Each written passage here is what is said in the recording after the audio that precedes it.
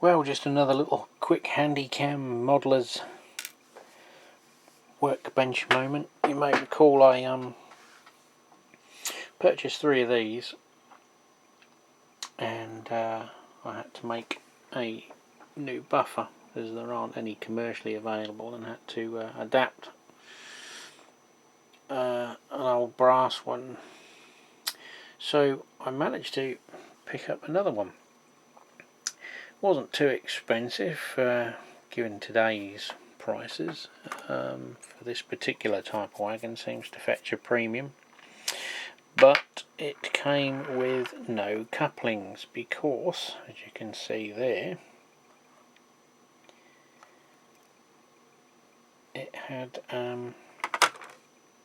I've removed them now, but it had these stuck on the bottom, little 3-link couplings, which has compromised the body fixing, and obviously that modification meant that the existing original coupling, which is all moulded onto the bogie on these, had been chopped off. Now I'm not going to go to the expense of fitting NEM pockets on my entire rolling stock and then converting them to the little wee ones. So I did find I think it's a company called Vectis who do a 3D printed version of this little adapter, which is generally designed to fit on this step. So you get a good gluing surface area because you're getting both of those areas to attach the glue to. But they're about well, with the postage you'd be over £5 for 4. I only currently needed 2 to repair this. I managed to find these little offset couplings. They're available on eBay, but I'll put a link in the description. I managed to pick these up because I was buying a load of bits from Peter Spears, and I bought a couple of packs and some flat ones with the idea of attaching them, but to try and do the same thing and rotate it the correct orientation and have it going down the top on the 2 steps there. I was going to leave these alone, but they still foul what I've done with these, because you haven't got a huge area, because you've got to allow for the clearance. And whether it's picking it up in this light, but as you can just see there, the 2 pins of the NEM fixing come through the little pocket, so you can't put that fixing right flush to the back of the frame so that it can be glued there and on the other surface area. So I've had to bring it forward slightly so that the lugs actually come round and lock in, and at the moment I've just used those really little tiny track screws, if it focuses, and screwed straight through. They already come with a little square hole in the NEM pocket, so we've just screwed it to the underside of the bogie frame in a hope that, well, in this orientation it gives me the correct height, assuming that all wheels are equal, which they are in this case, that will marry up to another wagon. And we have tried it on a Hornby one also, which we'll get to this one in a minute. So basically it was chop the screw off, and it still wouldn't clear with the 3-link coupling stuck to the underbody, so I've just basically shoved the knife into them, and they've flicked off. Just a little scrape to clear up the residue, and just a pair of pliers on the excess thread, and carefully woggle it about, as a technical term, woggle, and till it weakens the metal and snaps it off, because I didn't want to use my cutters and chew. Well, you can see these already got a little bit of damage in them, but RS component stuff isn't cheap.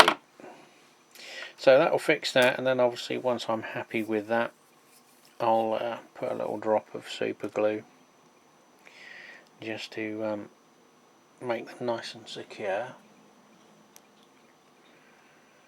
And that'll be another little one fixed for relatively low cost, although it was sort of borderline,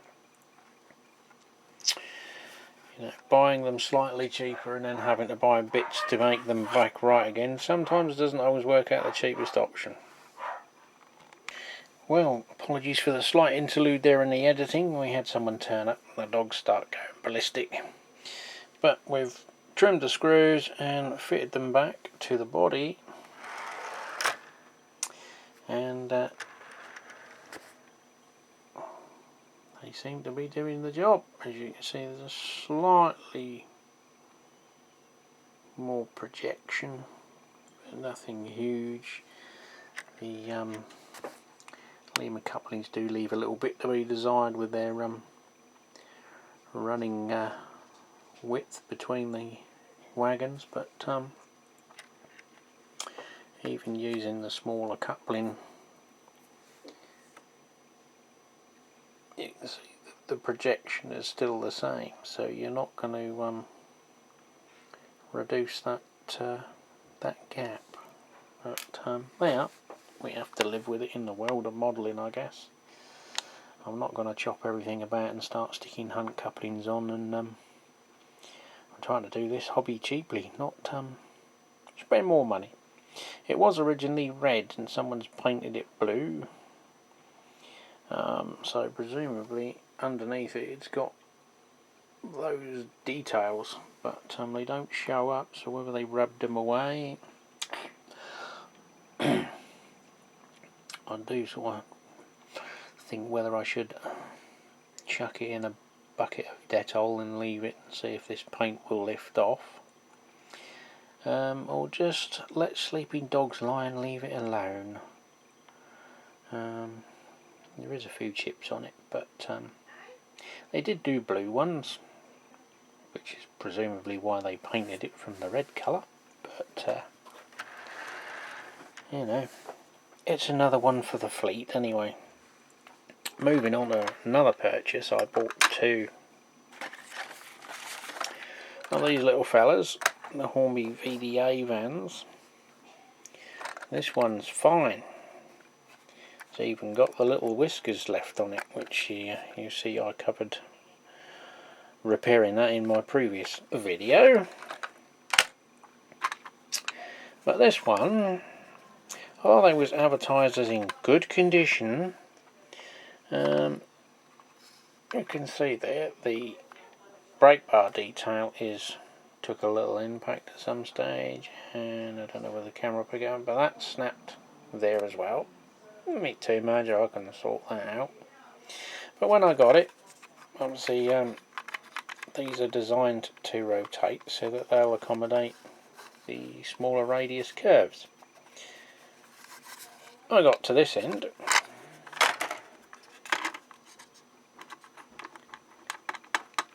and it doesn't work.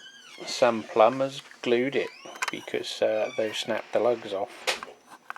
But not only have they glued it, they've pushed it further back, because obviously where the little pip was there's nothing to glue to, and you can get it very square. So obviously it's not going to go round bends, and it doesn't particularly like straight. You can hear it. You can hear it grinding on the rails, as it were. Either way, it's not good.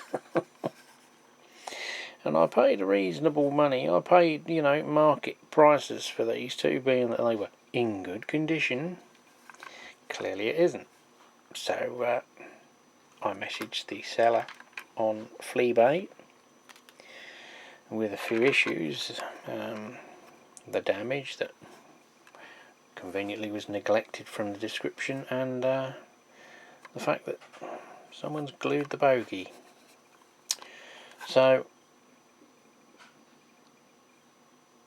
like, well, basically should be going back. He said to send them back, and to pay for the postage, which you don't need to do, just open a return and it's all done for you. But he did offer me, as a resolution to the situation, he'd got an SAA steel carrier wagon, which is the flat one, but they all share the same underframe. So assuming that that one is okay, he's going to be sending me the SAA body wagon so that I can transplant the shell onto a usable chassis. So hopefully that will give me 2 more of these for my fleet,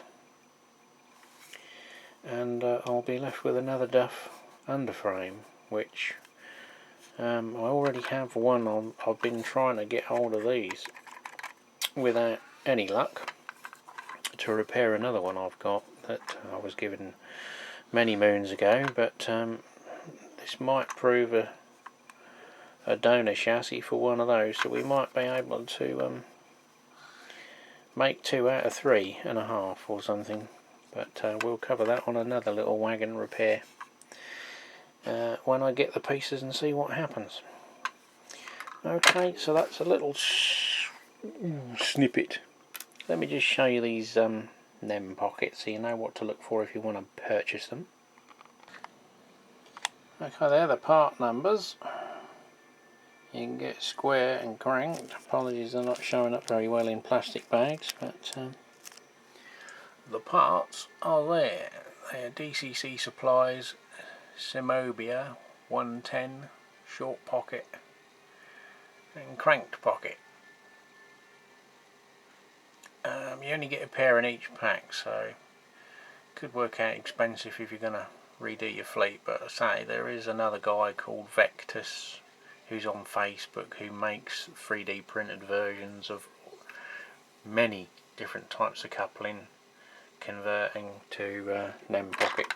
You can do these ones, he's got fixings there so you can take those off, and his one's got a little bar goes across with the box pocket section, should you want to adapt loads of yours to NEM pockets. I think the only time I'd do that is if I was going to go for KD couplings and convert everything, but the cost would be, you know, what are you talking, £5 for a pair of KD couplings,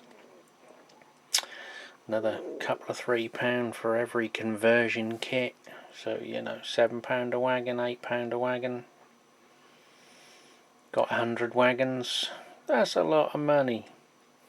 I'll put up with these nasty old Hornby D-links. I've got another bargain buy. So we're back again with the VDA Hornby wagon that I mentioned earlier. We haven't yet received the replacement SAA wagon as a donor, so I had an itch I couldn't scratch, so I took it apart and removed the broken glued bogie, which isn't much use now. I suppose I could glue a little bit of plastic out on the inside, drill a hole in the centre and put a small nut, bolt and washer and nylock arrangement should we want to stretch a use out of it again, bearing in mind it's going to sit on the surface there and bind because it's still got some glue residue, but we've managed to clean it all off and bore the hole out and use the ones off of those as a donor, the bogies. They were broken, so I've done my usual silicone sleeving stretched between the two to give you the necessary spring. Hopefully there's not too much tension in it. Can always lengthen it if it needs to reduce the tension, but they seem to do the job. Probably last longer than the original plastic whisker things, but it's also minus the weights. So being minus the weights, I've managed to salvage some old flat self-adhesive well, no longer adhesive, but the flat weights that go on alloy wheels, and they absolutely tailor-made. They're going with the original Hornby weight. I just had to file a tad out of that just to get it to sit in, like so. Now that will give us, we've got 10 gram weight, so that gives us 20 grams. I haven't weighed it against one of these yet, but I think the NMRA standard is 25 grams per axle, so I had a rummage around and liberated a few more, so we've got a couple of 5 gram weights there. So we'll get and glue those back on, and I'm just going to pop it on the scales first and see what the factory weight is. So stock Wagon, 66 grams, and our repaired one, ooh, look at that, no need to mess about, just that'll do then. She's gained a little bit of weight. I can relate to that. Yeah, so we'll glue those in place, pop that body back on, and we've got another wagon salvaged from the dustbin. Well, that's it. Back in one piece, and hopefully ready for a few miles around the layout when it's built. I couldn't be bothered to heat up the old hot melt glue gun and try and stick those weights down, so I pulled out this stuff, which I can heartily recommend. It's a bit like a gel gaffer tape, double-sided, very, very sticky and strong. You can get hold of that if they still make it. I used it on my IKEA units because you're supposed to use a little self-adhesive piece to hold the top cabinet on, and there's clips at the back. When I disassembled it and I had to take it apart and move it, it ripped the laminate off of the chipboard. It's that sticky. So I don't think those weights are going to fall out. Anyway, that's it for now.